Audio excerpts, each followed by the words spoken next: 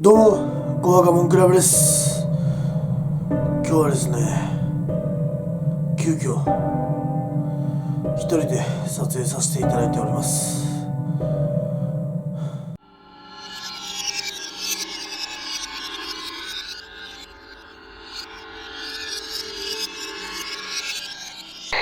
この映像ではどこからともなく怪奇音が聞こえます。もちろん撮影時にこの部屋にはリッキー以外の誰もいませんでした。その音はまるでサイレンのようにも聞こえます。